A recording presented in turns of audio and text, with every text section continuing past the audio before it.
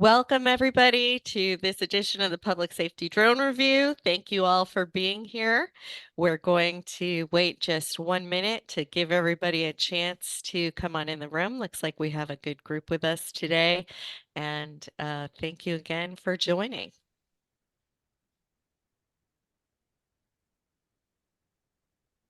See, there goes the car alarm in the background. We were talking in pre-show about background noises. I live in the city.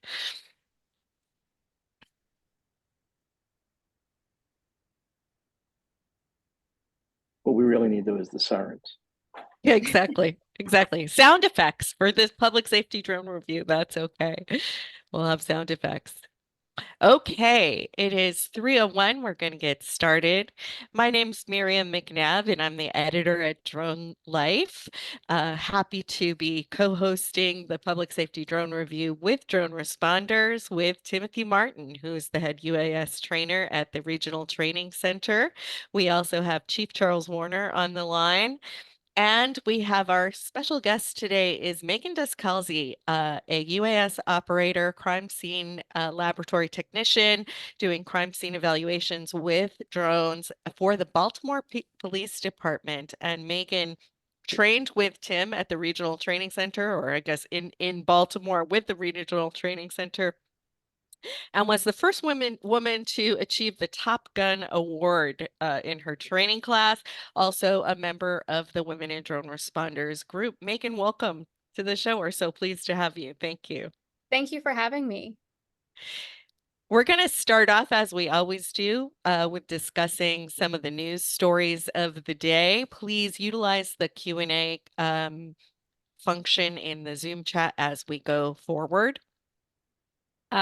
The first story that we're going to talk about is about is published in Texas and kind of interesting because it's a local Texas paper, the Star Telegram, telling people that it's okay for police to fly over their yard, that despite the Texas privacy law, which says that recreational drones cannot fly over your yard without permission, police still can fly over the yard without permission. And kind of what I thought it was interesting about this is that clearly people weren't clear on this, but also that they presented it in a pretty positive way. Like, you want these police drones, these are useful. They're not just going to randomly fly over your house, but be aware that this is perfectly legal and reasonable maneuver. And so that was kind of, I don't know, I thought we really need more of these partnering with the mainstream press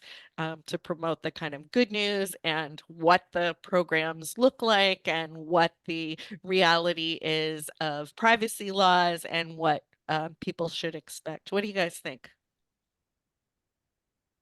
Well, it's an interesting article because it I see this from time to time from even from law enforcement agencies that create these regulations. Like, you're going to be fined in Texas, you're going to be fined $10,000 if you fly over your neighbor's property. Um, uh, it they have no standing to create a law like that. So that's the first thing that jumps out at me is, yeah, the article's correct. The police do have the right to fly over private property and look down on the property and all that. And that's case law going back to 1946 all the way through 89 is the most recent case law, and it's all dealing with manned aviation. So UAS case law doesn't exist yet, and that's the interesting part of this article is they're making up something that will create UAS case law in the future. I think if this case is challenged in court, I think there's no doubt that it's either going to lose it or it's going to go to the Supreme Court and help this decision because I mean, as it stands right now, both private citizens, we're not telling the public this, obviously. We don't want them to just think that they can go fly over people's backyards and film, but I mean, truly the law is it's going to be interesting to see how that pans out in Texas because they don't really have standing to regulate the airspace above private property. That was really interesting, actually. That's gone back and forth, right? So it was enacted, then it was shot down, then it was enacted again. Yeah. They brought it back. So that's still, and someone in the chat says it's illegal to shoot them down. I'm assuming you're joking, but yes, of course it is. So Yeah. Yeah, Megan, do you have any opinion on this? This is Well, what I thought was actually really interesting about the article and what I liked when you mentioned a positive approach was that in the end, it actually gives citizens things that they can do if they do see a drone, to inquire as to whether or not it is a police drone or not, and how they can go about finding out the answer to that question, or if they feel like it's being operated in an unsafe manner, who they can contact. And I really like that because being from a large city, that's obviously a question that we're concerned about, is how are they going to know if it's our drone or somebody else's drone? And it's a question, and it's something that's misreported on all the time. So I really thought that was a great way to end the article, and how to get citizens to become a part of it and to learn more. I think Megan great. brings up a great point with the kind of the debate going back and forth with law enforcement is, do you mark your drones? And if you write police on the drone, the argument is it doesn't really matter because it's so far up in altitude you can't read the word police. You could put red and blue lights on it, but truly, where I've heard and firsthand experience with my program, we had a drone that was knocked out of the sky with a broom because rightfully so, we flew down into his backyard to look in a shed where we thought a suspect was hiding. He comes outside, sees a drone in his backyard, and knocks it down. Well, he happened to be an off-duty police officer of all things, and he had told us, had I seen the word police on your drone or Huntington Beach Police on your drone, obviously I never would have knocked it down. So I am all for marking our drones, highlighting them. There is a time and a place for a covert drone, where you don't necessarily want it to be looked at as a police drone. But I think in daily patrol operations, CSI operations, where your drone is lower altitude, visible to the public, I think that's an important thing to do, is mark it. Absolutely. Definitely agree with that. So, actually, maybe we will skip ahead a little bit because someone is talking about the Maxon case. And of course, there was another ruling on the Maxon case. I actually have a piece from our features editor, which we will be putting up, where they talk to the lawyers. So, for anybody who's not familiar with the Maxon case, this is a case in Michigan where uh, a person in Michigan, and there's very little debate that they were actually breaking the law or the local, community regulations. So there was a family that was essentially had sort of a junkyard going in their yard. And while the town had slapped numerous citations on them, they kept saying, "Oh, we didn't, whatever." But in fact, what happened is that local citizens on the town council flew drones over and used that evidence in court to prosecute the case. And the Maxon family claimed that because it was a warrant, that it was essentially a warrantless search. So that has gone all the way to the Michigan Supreme Court. They did get a ruling on that, which didn't, to be honest, in my mind, didn't quite clarify the question. It basically said, "Look, guys, too bad you had a junkyard in your yard. This argument is not going to fly." So it did allow the drone footage. So didn't really directly address the question of whether it's search, but it said that in this case, you're out of luck. That's not a valid argument. Yeah, and I think it's important to note in that case is that what was one of the bigger debates is that whether or not what they were looking at was even a prosecutable, even an infraction crime. So it was a code enforcement issue. So Exactly.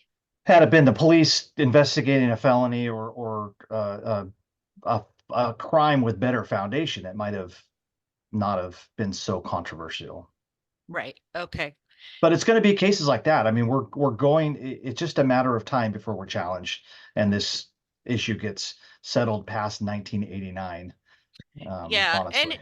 It kind of needs to. I think that and the issue, the chicken farm case, like who regulates the airspace, that really needs to be Yeah. clarified too. But people are staying away from that. Okay.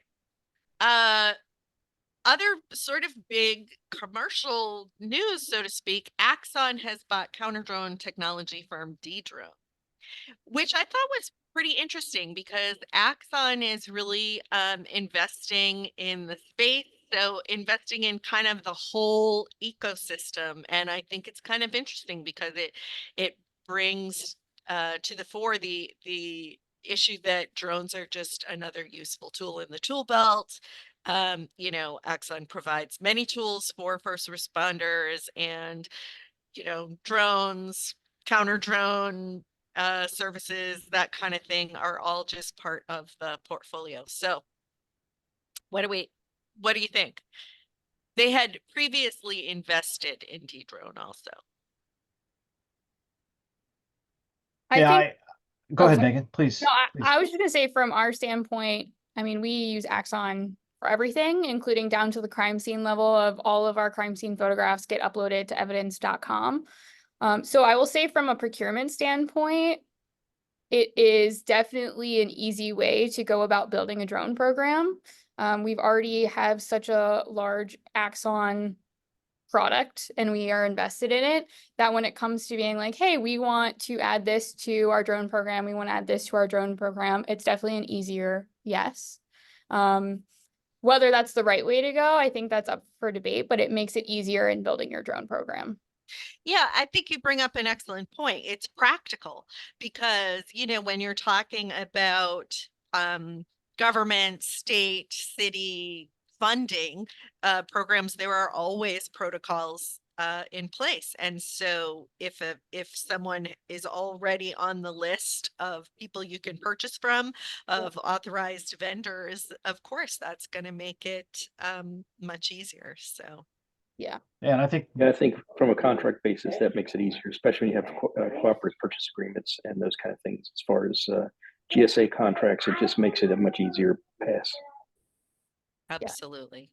yeah, and there's no doubt that DFR is the future that all these big companies going for. Dedrones is a great system. And for Axon to acquire it shows that they're serious about the DFR space, because they're gonna incorporate Dedrone, which is already operating out there on the both the federal, the military, and the state level. Sports stadiums are using it to create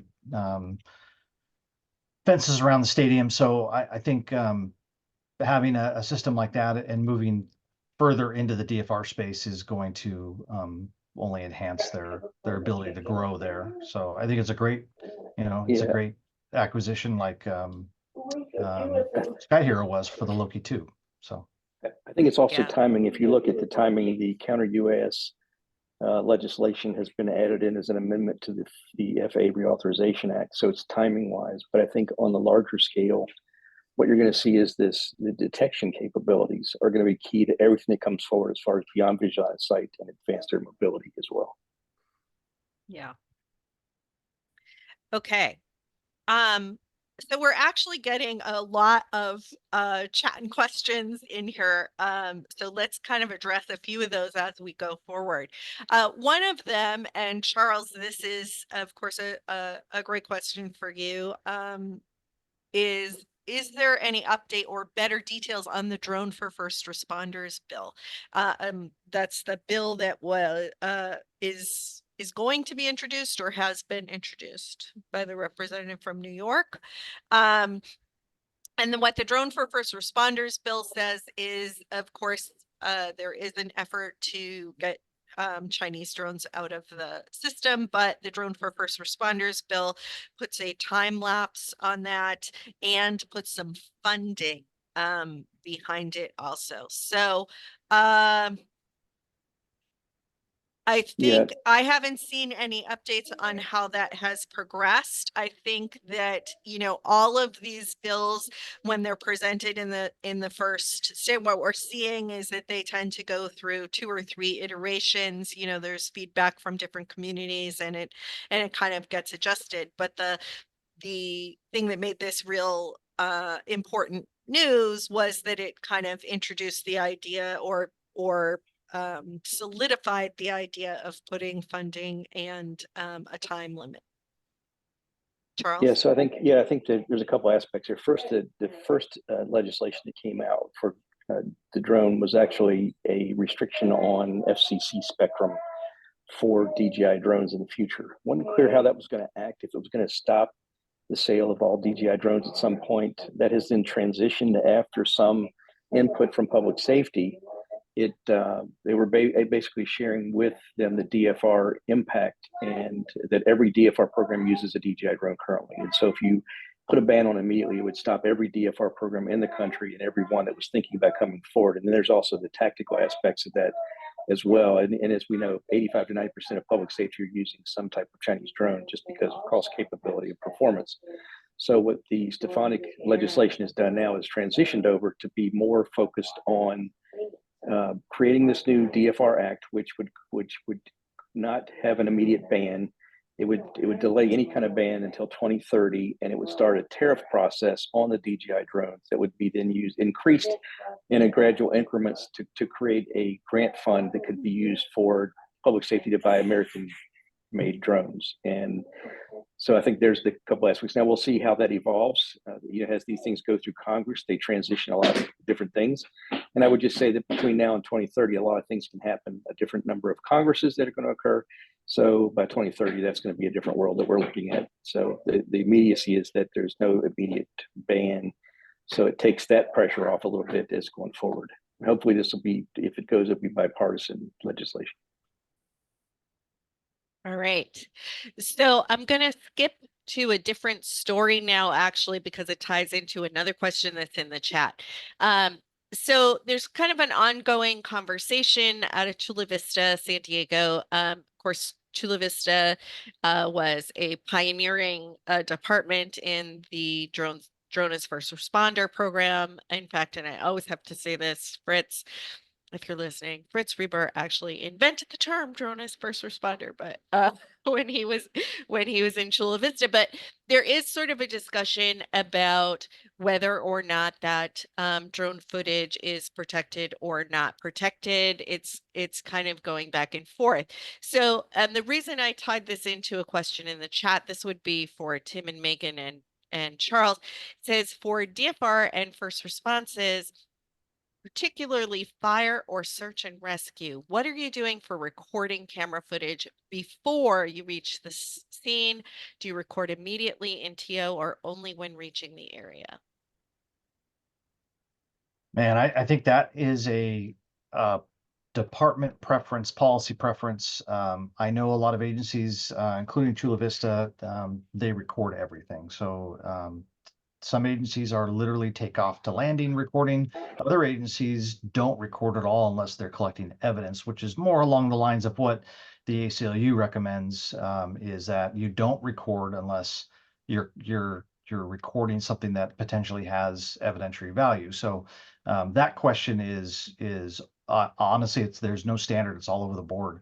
There are agencies that it's an interesting discussion when you talk to them, but they don't record at all, and unless they are specifically like what Megan would be doing is collecting evidence. So I don't know. I have a good West Coast perspective, but Megan probably has a better East Coast perspective on what agencies are doing out there. Yeah. I would just say that we also recommend the drone responders that if you are going to record, you keep your camera up and you keep it focusing toward the direction you're flying, as opposed to pointing down and doing that. And one of the things that we share with the ACLU, which they actually said, that's kind of an interesting thought, is that if you have it on recording and you have it facing straight forward, then you can show that you were recording and what you're recording. Whereas otherwise, you may not be able to know whether you're recording or not. The other big issue, I'm sorry, Megan, just before you talk, the other big issue a lot of agencies are faced with is not everybody has evidence.com or some other cloud storage system. They're recording their video on a hard drive, and from takeoff to landing or excessive recording, it just kills their server. For us, I mean, we're a new program, which I'm sure we'll get into in the second half of this. Right now, our SWAT team and crime scene are the only two units that are utilizing drones. So we haven't gotten into search and rescue at all. And our fire departments are not yet using them.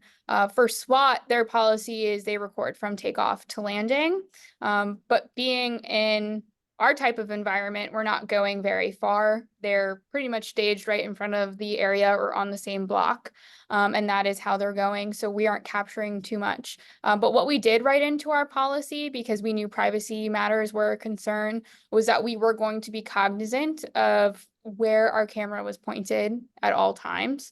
So I think what you guys brought up, where, maybe having it up until you get to what you're recording is probably the key. And it's so hard because when you're flying and you're thinking about airspace and weather and you have people behind you telling you what to do, it's so hard to keep that in mind, but it really is something key, is being cognizant of what you're looking at and when you're looking at it and what you're recording.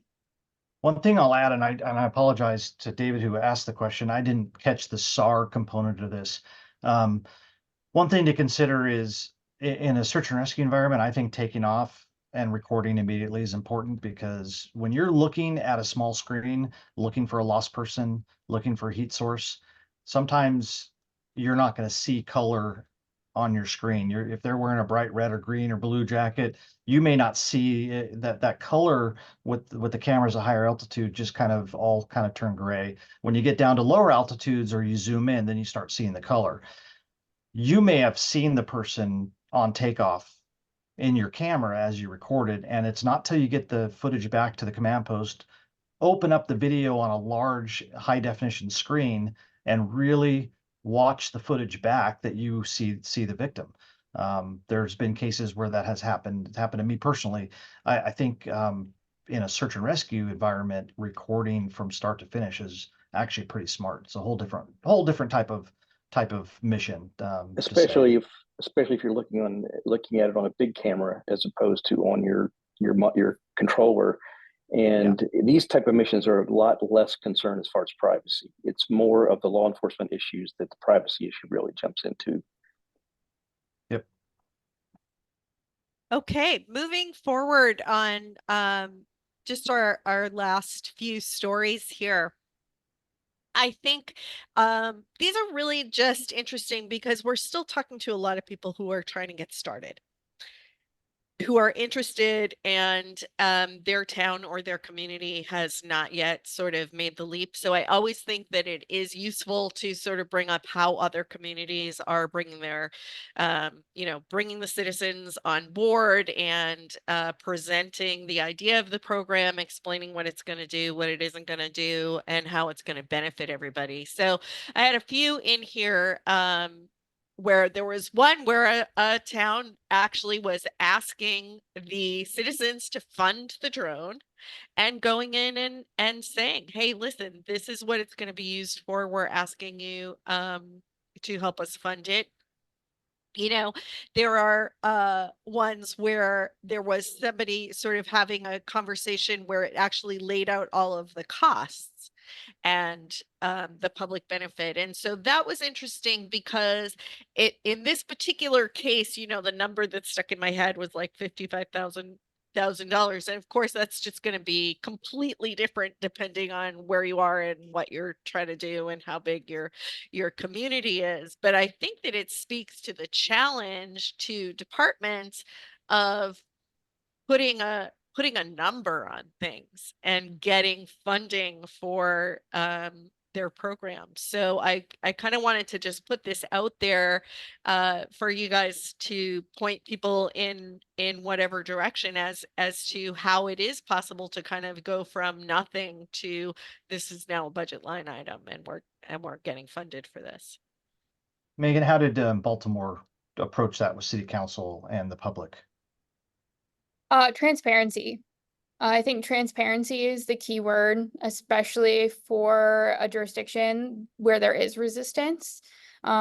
for us, we were as transparent as we could possibly be, including down to we actually put our policy out for public commenting, and we let the citizens of Baltimore ask questions, say how they felt about it, all of that. And I think that is the key to gaining people's trust and to getting them to see how valuable this technology is. Also, with the public commenting, I think we had almost 300 comments and over 78% of them were in favor. But across the board, there was a very large misunderstanding of what the technology is and how we're going to utilize it.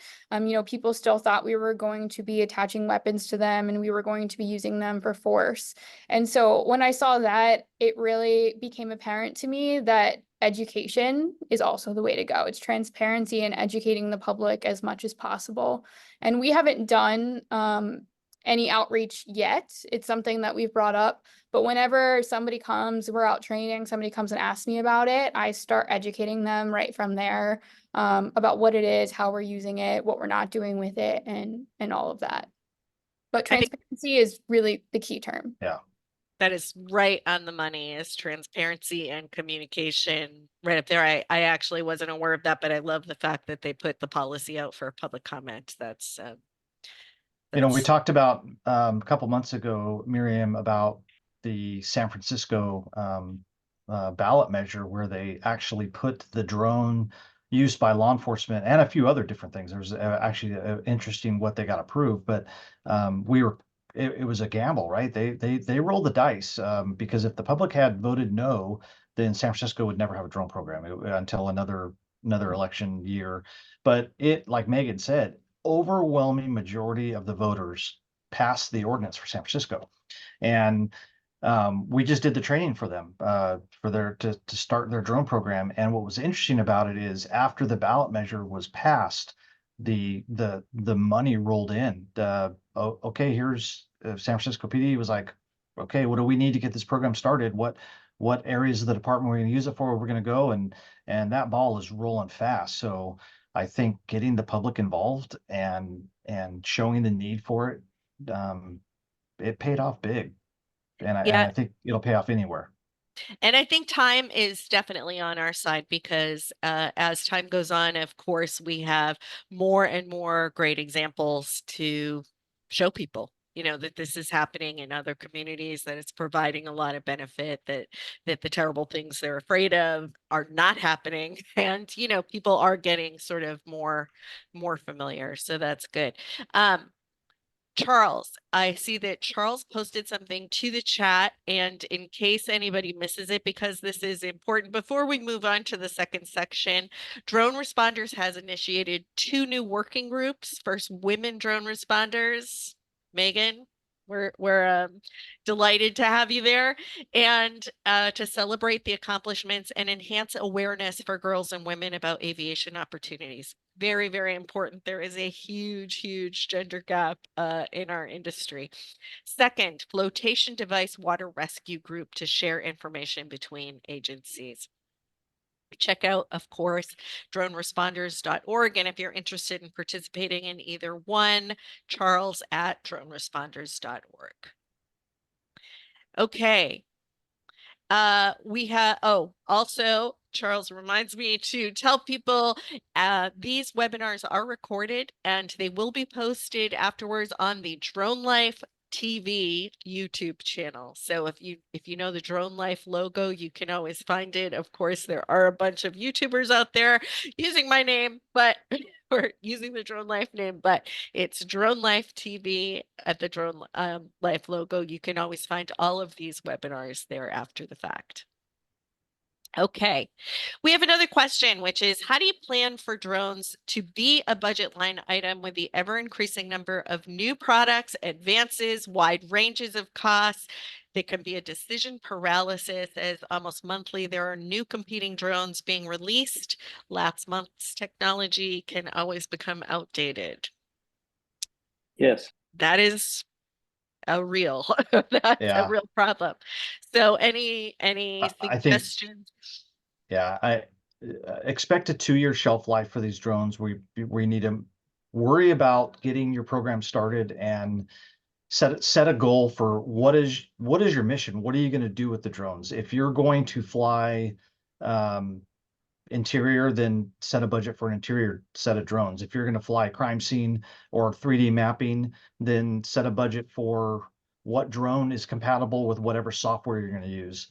And then if you're going to work patrol operations, there's I like to call them utility drones. If you buy an M30 or an M350, you're pretty much going to be up in altitude, doing zooming in on your subjects. You're going to be flying higher altitude missions. You're not getting down low. You're not going to be mapping necessarily in tight quarters. You're not going to be flying down around buildings, around cars, using the spotlight. You can do all that, but it just depends on your environment. You're not going to do it in downtown Baltimore, but you might do it in Kansas, where it's a whole different mission set. So I think you got to define what your mission is and then budget from there. And then just pick a drone that works best to start out with. It doesn't have to be super fancy or super expensive. Just get your program going, and then the next year budget for upgrades. I think that's how most agencies are doing it that don't have big budgets, is they're starting with what's our primary mission. All right, now let's pick the aircraft, what it's going to cost, and then just start flying. Otherwise, you'll Yeah, you'll get you'll get caught um, in that vicious cycle of every year a new drone comes out with a new battery and a new controller, and it doesn't work with your old model. So yeah. yeah. I just add a couple of things to that. One, I think it's important that you go through and look at all your circumstances. What's your weather, what's your geography, what are your missions, and the other thing is talk to other departments like yourself that have drone programs. We also have a guidelines and considerations document within the resource center that walks you through and says, here's some things you need to understand. Here's some different ways you can fly, because are you going to fly under Part 107? Are you going to fly as a certificate for authorization or COA? There's a lot of different elements that you need to do that. And when you're looking at your budget, you need to understand that over time, you will spend more money on batteries than you will on the actual aircraft itself. And so the other thing is, I've always guided people to say, when you start, like Tim said, use a small, inexpensive drone to get your experience, because it's not a question of if you'll crash, it's when you're crashing, how many times. And you don't want to crash expensive ones. The last thing is, there are a lot of Facebook pages that have agencies on there that are sharing.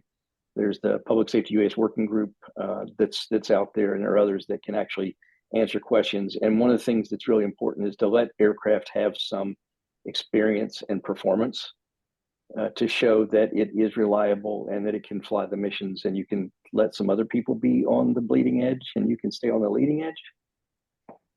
I would actually jump in there, even though I'm not obviously a first responder, but I think that even though Tim's right, you can plan on a 2-year shelf life, or you can sort of you know, hope to upgrade or put something in. But I am always amazed if a tool is working for the mission as you define, it's still going to be likely working for the mission as you define it. I'm always sort of amazed when I see like the FAA's fleet report, that the 3DR Solo, people are still flying the 3DR Solo, hasn't been manufactured in years, but it's still running. So it isn't like, just because someone else came out with something new, that the one you have currently is not going to still do it for you for a couple of years. If it works now, it's going to work then. Right. So, Yeah, true. We're still flying the Air One. yeah, Air Ones were from 2017, and the one of the most durable aircraft there is. So yeah, you don't have to get rid of your fleet. Obviously, you can fly them until right. You they can kind of till they die. augment it and develop it, but you can get started now, and it's not gonna necessarily gonna go. All right. So before we get to more of the questions, this is a great session. Thank you everyone for contributing. And please keep your eye on the chat, because Charles is responding in chat to people.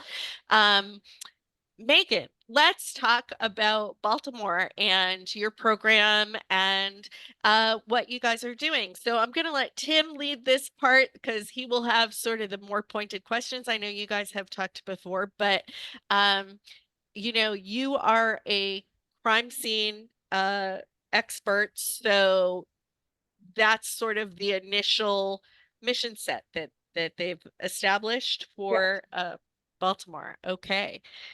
So talk a little bit about this. And Tim, you jump in with All right. sort of more. Yeah. So interestingly, I got started with drones in Baltimore just about 4 years ago now. I was fresh on the scene. I had about 6 months experience on still learning how to be a crime scene technician. And the word drone was starting to be thrown around as something we could implement. I had actually done work with drones in my thesis work for my master's degree. Very little bit, like I knew a little bit about it. I was like, proud of what I had done, but not in a million years did I think I would walk away from my master's program and think that I was going to be doing this now. But when the word drone was thrown around in Baltimore, I was like, oh, like I know a little bit about this. Like, I can probably help you out some. So we started around June of 2020. We thought it was going to be a piece of cake. We started calling around. We, put together what drones we were going to get. We put together a requisition form. And right when we went to go submit it, they were like, oh, no, no, no, no, no, you can't do that yet. And if you're not aware, Baltimore Police Department is in consent decree with the Department of Justice. So any new technology like drones that we want to acquire has to be both approved and then monitored by the DOJ. So at that point, it was probably December 2020, and they were like, all right, you have to write a policy that now has to get approved by the DOJ. So I was like, oh no, how do I do this? I don't know how to do this. And my key to success is networking. That is the only way that we have gotten this far. And I give all my success, all the credit of my success to other people, in all honesty. But we worked really hard on a policy, ended up getting approval. And then we worked on our program. So that's where we are today. We finally got approval from the police commissioner in November of last year. So we're very fresh. It's both the crime scene unit and SWAT has approval to do that. We have defined missions. We're very policy based, and we are working on ensuring that we adhere to the policy. So when you got approval for it, what are the missions that are you're able to fly? And is there talk of expanding it any further? So for crime scene, we are allowed to fly any exterior mission. It can be any sort of call. Obviously, we'll probably be responding most to to shootings, homicides, and police involved. But I tell my people, any sort of scene where you think that aerial perspective would be beneficial, please give me a call. We've had a homicide on a rooftop recently. Sometimes we do get individuals that are found deceased in very obscure places where I believe a drone would be beneficial. In August of 2020, we always kind of point to this example as something we wish we had a drone for. There was a gas explosion. And 3 townhomes were demolished that day. And there I was standing in the rubble, right all up in there. And what I say is there was not one single photo that day that I took that could have captured the extent of the damage like a drone could. So any exterior scene. And then with time, we're hoping to push that maybe interior. Which I believe Tim and I talked about in the RTC training. He mentioned some really good interior use of drones for crime scene documentation purposes. That is ours right now. We do have the ability to, with approval from the police commissioner, to assist in any event for life-saving and exigent circumstances purposes. So that is our mission for SWAT. They're obviously responding to any high-risk search warrants, barricade situations. They also have exigent circumstances, and search and rescue as well. So are you flying now Overwatch for SWAT on their missions, or are they keeping that separate still? We are separate as of right Okay. now. Yeah. All right. So the way that we went about it was very stringent lines. We didn't want to blur those lines any, because it's all about proving ourselves right now and showing that we are sticking to our word, and so that we can gain the trust of the public. And I always say it's great to think about the future. My work with George Mason University Police Department has allowed me to see the great things that drones can do on so many different levels. So it's great to have that knowledge, but in Baltimore, I believe that our mission is to do it right from the beginning. And then if we do it right now, the future will come. Yeah. So Hey, I know George I just want Mason's to give a big shout out to George Mason, to Michael Lighthizer, who's also one of our board advisors. So big shout out to him. I know you're probably going to go there Yes. too, Tim. Yeah, I was going to say the same thing. George Mason's they're obviously their program is advanced. So tell us a little bit about your experience working there and how long you've been doing that and what you do for them. Yeah, so again, it all goes back to networking. When I was tasked with writing a policy, I was like, well, let me ask the people who have been doing it how I should do it because I didn't know enough to write a policy. So basically, I reached out to somebody who put me in contact with somebody who then ultimately got me to George Mason at the end of the day. And they invited me to come out to a training. They do monthly trainings and they invite pretty much anybody to come who wants to come check it out. And so I went, I learned a lot. It was the most realistic monthly training I had been to. They had like a real op. And I would just walked away like, wow, this is amazing. I wish that we could have a program like that one day. And a few weeks go by and DC Lighthizer reached out to me and asked if I wanted to be a part of the team. And it was a no-brainer of a yes. I mean, don't get me wrong, the drive is extensive in the DC area, but it's so worth it because I've had the opportunity to not only learn about what a drone team is, how a drone program runs, what all this new technology is, but I've also been a part of a vast amount of missions. I've helped with the execution of search warrants. I've helped with the Marine Corps Marathon. We did Overwatch for the Marine Corps Marathon and the Army 10 miler. We do Overwatch for a lot of different events. And it's just so many missions that I never would have had the opportunity for. And I am beyond grateful to have given that opportunity. And what I always say is I have had the chance to learn how to do it and at George Mason, learn from some of the best people. And it's, hopefully I get to bring that to Baltimore one day and share that knowledge. We Yeah, have a question about whether or not you're using thermal for a crime scene. That's a great question. The answer is no, as of right now. We did not push the thermal for crime scenes. SWAT obviously does have thermal, but it is my hope that we can get thermal because I do think there are some applications. And actually one application, which is a little bit search and rescue and a little bit crime scene, was actually based off of my thesis work, where I used a drone with a thermal imaging camera to see if we could detect maggot masses on decomposing carcasses as a possible search and recovery technique. And the answer is yes, in case you did not know, obviously. Maggot masses produce a significant amount of heat, which then expands that time frame where we might be able to find people. So I think that is an application that is 100% something we could replicate for drone missions. Megan, are you familiar with what Florida First is doing out there in Florida with decomposing bodies and thermal imaging? Have you heard about that? I don't think I have. Yeah, I think they're the only licensed essentially um, research facility where bodies are buried in a field at different depths, different decomposing time frames, and it's for educational and study material. In fact, there's people that get on the waiting list to be Oh, studied, if you yep. will. So what they're doing out there is kind of what you just described in your thesis work. Maybe not above ground, but they're all in shallow graves, and Yes. it's for the purpose of detecting and locating bodies. Pretty fascinating work that they're doing out there in Florida at Florida First for that. So kind of along the same lines. It's Yes. um, the thermal camera, and somebody mentioned in the LiDAR cameras are also public safety isn't in the LiDAR world as much as other areas of UAS work, but it definitely would penetrate a little bit deeper into the ground.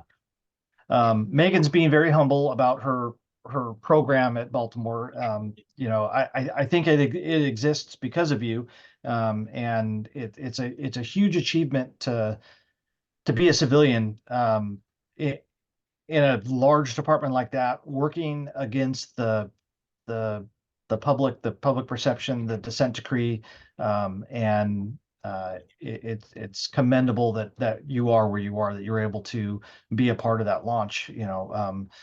I had the pleasure of teaching Megan and the Baltimore SWAT team in drone operations, and one thing, what an amazing professional group of people, and Megan was the only one that had experience there, and it showed. Like you mentioned, she was in the history, RTC's been doing drone training since 2014, and Megan was the first female to ever win that competition. And coincidentally, the next class that we held there the same week was the Loki 2 tactical class for the SWAT team, and there was an FBI agent in that class, and she also won Top Gun that week. So pretty great class to be part of and teach. But your story is fascinating because there are so many elements to starting a drone program. It was hard enough. It's hard enough for all of us that are maybe lieutenants or captains or sergeants that have some pull to start a drone program. But I don't know that there's anybody at your department that really is coordinating this or pushing it like you are. Correct me if I'm wrong. Yeah, it definitely was a struggle.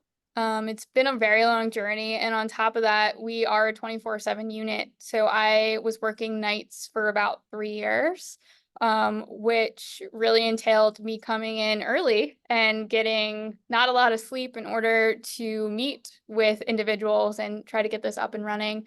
It definitely, I think you hit the nail on the head with the being the civilian. It's a very unique perspective.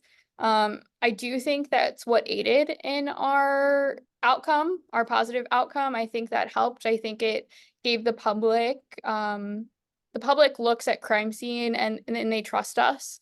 So I think that definitely helped. But I'm very lucky because I have a phenomenal chief, Raina Del Rocco. She's in charge of all of Crime Lab, and she's really the one who believed in me and pushed it all the way up. And when she came on board is when we really got a lot of momentum. So I also have to get a lot of credit to her, not only for her hard work, but also her belief in me from the beginning. And I think she said something to me where, crime scene was kind of my hobby. Like I'm 100% the person that goes home and watches true crime documentaries, and I made that into my job. And then people are like, "Oh, are drones your hobby?" And I'm like, "Yeah, I kind of made that into my job too." And then my chief looked at me one day and she was like, "It's not your hobby, it's your passion." And I was like, "Wow, that was really deep." And I Yeah. agree with that. It Um, has to be, right? You can't be successful with just a Yeah, hobby. and so I, I I like think that. it helps that I'm so passionate and I believe in what drones can do. I believe in what drones can do for the city. And that's kind of what's kept me going, even through the really difficult times and the times where you're like, I just don't want to do this anymore. Um, but it's been a very challenging journey. But even in the short amount of time since we've had approval, you really see it's just so rewarding to see how far we've come. So, And so sorry. since you and your training, you've created a training program for Baltimore. How Yeah. many new U.S. pilots have you brought on or plan to bring on going forward? So in crime scene, we have a total of 16 pilots, so including myself. So they all have passed and received their Part 107 certification. I actually sent them to George Mason University. We do Part 107 classes there, so I sent them there. They all passed, and then we recently started what I call Pilot Academy, which is a training that I designed. Again, due to so many other people, including Tim here, who trained me and let me share in their knowledge, and I was able to develop this program. But I think another really interesting challenge that I wanted to touch on was that not only am I a civilian, not only did we have to get the consent decree approval, but I am also part of an accredited lab. So we have to go through a lot of other hoops. Like once we got approval from the police commissioner, people were like, "Oh, now your job's easy." And I was like, "No, it's not easy." I was like, "Now the hard work really begins because now I have to jump through the accreditation hoops." So I had to do a verification to show that the cameras on the drones work to the same extent as our everyday cameras, which obviously we know the answer is yes, but I have to put that on paper. For mapping and modeling, I have to complete a validation of that, which is kind of the next step of this whole program. I had to write an SOP, a technical manual, and a training manual just to get started. So there was really a lot more than just the overall yes from the consent decree in the city. Then became I needed to get a yes from our quality assurance manager. See, I So was Megan, right. is it You were possible? being humble. Yeah. So is it possible for us to get a copy of that and maybe have you do a guest blog and be able to share that to the larger audience because you have done some amazing work. And I have to ask, so how many other of your pilots are women? So out of the 16 of us, 14 are women. Wow. That's phenomenal. I will say that that is the benefit of being in forensics. Women very much dominate crime scene these days. Our unit, I don't know the exact number, but our unit is more than 50% female. So we only have 2 guys on the team. And it was actually a funny story. We were out training the same location that Tim, you came to. There's like that nice big field area. Not that you got to experience it because it was snowing. Yeah.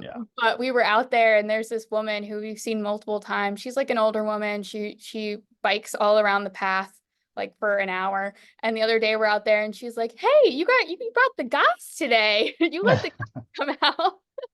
And I was like, "Yeah, today they're here." So Um, you may have the largest not only civilian drone team in the US, but maybe even the largest women drone team. I venture to say that I'm a huge fan of like my team in Huntington Beach. We had civilians on it, and I think they bring so much to the table, and I think it's commendable to your chief and for your department to to look past sworn and allow this team to exist because it's mission specific. You yeah, know, I don't want a police officer necessarily.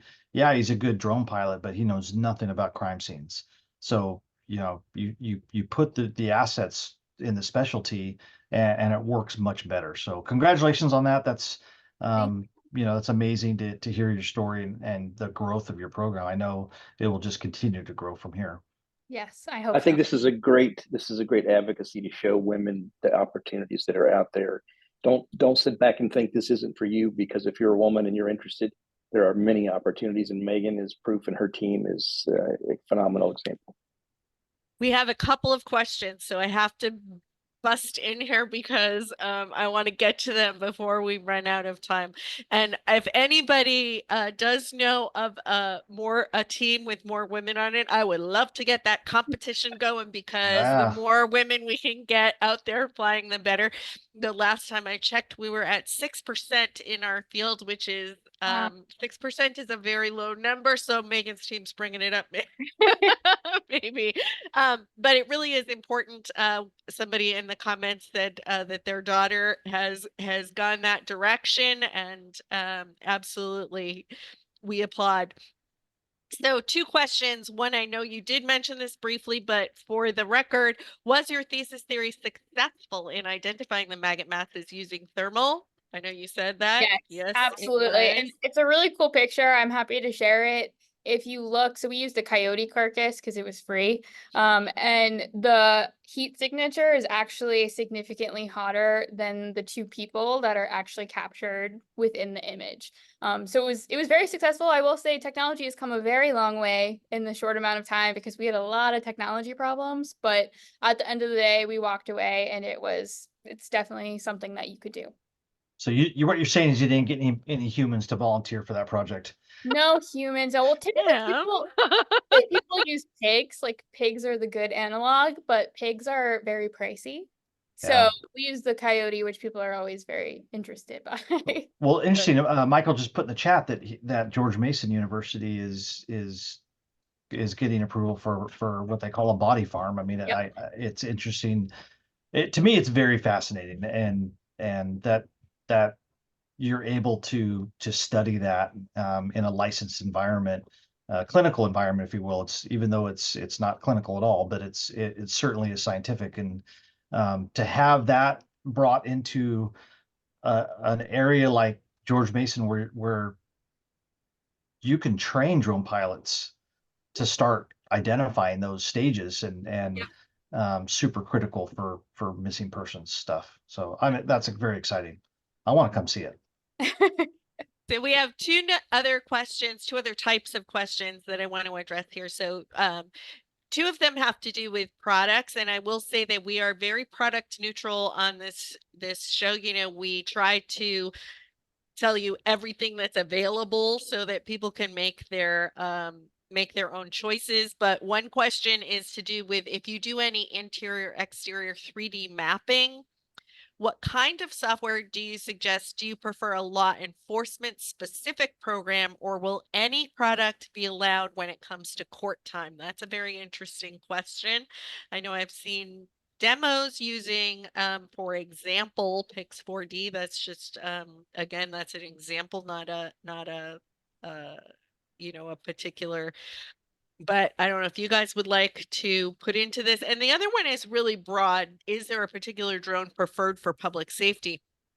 And I think that the answer to that has to be, it really depends on what your mission is, because what you're doing is different. And we will get to the second question, which is what are the next goals for the expansion of the Baltimore UAS program? Are you thinking of going into SAR or DFR? Or I don't know. I mean, I know that is beyond, your division, which is crime scene. So, all right, product first, and then what your plans are for the future. We have 4 minutes left because this like went by in a flash. Yeah, so as far as product goes, I think I'll address the mapping question, and specifically aimed at court purposes. I don't think there is necessarily a right or wrong mapping software for what you're going to bring into court. The question comes down to what results are you bringing into court. But what I would aim to do is do research into product deliverables. So for example, for interior usage, we're not going into interior drone mapping just yet because we do have a 3D scanner. And the 3D scanner that we utilize actually has a phenomenal deliverable software that you don't have to have, like the attorneys don't have to have the software program, for example. You can just send them this link and they can easily open it and we can easily show the jury. So as far as drone mapping software, I would say to do the same thing. Whatever you're producing on whatever software you're using, can you easily disseminate that to the attorneys, to investigators, to the jury, and can they easily manipulate it? Because that is the goal at the end of the day, is for them to be able to see it and to gather information from it. So I'll say that we also have procured Pix 4D. But that was a decision that I made after a lot of networking and a lot of talking with a lot of other agencies to see what they utilize and what they liked to use. So that's the answer to the first question. The second question, I would say, I think the role of drones in Baltimore City is immense. And I think that what we can do in the future, there's a lot of hope for drones in the city. But like I said before, I'm really focused on right now, because I know that if we don't do it right in the moment, there won't be a future. So I am always open to any command or to anybody who has questions for me about what we can do with drones next and how we can take it to the next level. I'm here. That's why I drive to George Mason all the time. I'm here and I'm constantly learning for that purpose. But we are just focused on right now. And I put my email in the chat for Max, who asked the question about 3D software. 3D mapping with a drone right now is more at the stage of tactical advantage or like window surveying for future use of schools or whatever. The 3D mapping with a drone for interior stuff, I don't think we're quite there technology wise. There are other systems like Insta360 and Matterport if you want to go a little bit more of a lower budget, if you don't have a LiDAR scanner or some of these other like you described, Megan. Those are great things, but they're not drone related. And it's Um, more Happy training to and discuss. more processing. What I will say is that if you do have an interior 3D scanner, for example, you can actually integrate the interior 3D point cloud with an exterior 3D point cloud from the drone pictures that you create. So you can actually use the two together in order to create an indoor and exterior crime scene mapping product more efficiently and effectively. So it's not just one thing, you can use them together as well. Okay, we are at the top of the hour and we have to wrap this up. I want to thank everybody. Megan, you were a wonderful guest. Thank you so much for being inspiring and knowledgeable. And Tim, as always, and Charles, a fount of knowledge on a wide variety of issues. And also thank you to the audience. We really, really appreciate having all of you participate and send in the chats. That's fantastic. That's the kind of thing that we wanted, is we love to get this sort of discussion going. So thank you all for being here. We will be here again next month. Megan, good luck. You Thank are the you. top gun. Thank Hey, you for having me. there's an old saying that says if you find something you love and you do it for free and you get paid for it, you'll never work a day in your life. And it sounds to me like 100%. Megan, you're right there at. Yeah. 100%. That's right. I definitely agree with that. Keep it up, Megan. You're doing amazing work. Thank you.